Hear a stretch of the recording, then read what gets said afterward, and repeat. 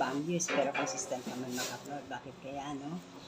Legit yan concern na yan, lalo na consistent ka naman mag-upload pero mababa pa rin ang views mo. So, marami naman possible reason kung bakit nangyayari ito. Hindi lahat ito tungkol sa effort kundi sa strategy, timing, algorithm, at audience behavior. So, ito yung mga na-research ko na common reasons bakit nangyayari ito. Okay, una is Facebook algorithm or limited reach.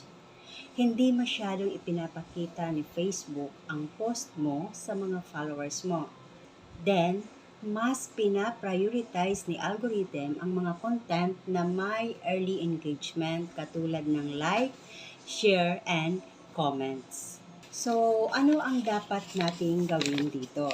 Ito na yon. Okay, ask engaging questions to your captions siguro. Like ng anong masasabi mo dito? Pakishare naman kung nakaka-relate ka. Mga ganun ba?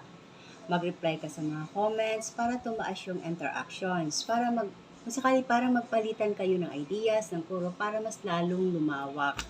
Pangalawa is wrong timing. Ano naman yung wrong timing? Baka naman nagpo-post ka na yung mga audiences mo is naka-offline na.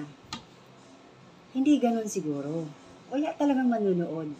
Wala talagang manonood sa mga viewers mo. So, ang gagawin mo siguro is mag-try ka ng different posting time. Alam mo yung, itry mo yung oras ng pag-post ng mga 8 a.m., 3 p.m., 8 p.m. Try mo yung mga oras na ganyan.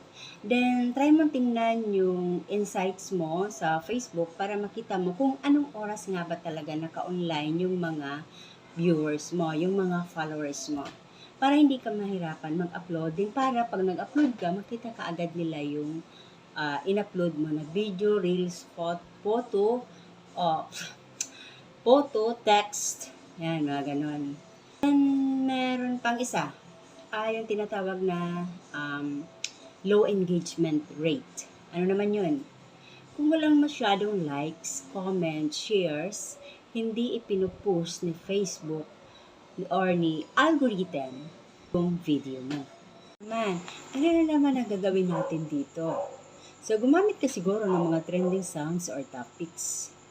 Yung sinasabi ko na between mga 3 seconds, makakakuha na siya ng attention sa mga viewers or sa mga audiences. Maki-join ka sa mga groups na pwede mong pag-sharean ng iyong mga video para mas lalo pang lumawak yung mapupuntahan ng mga video mo.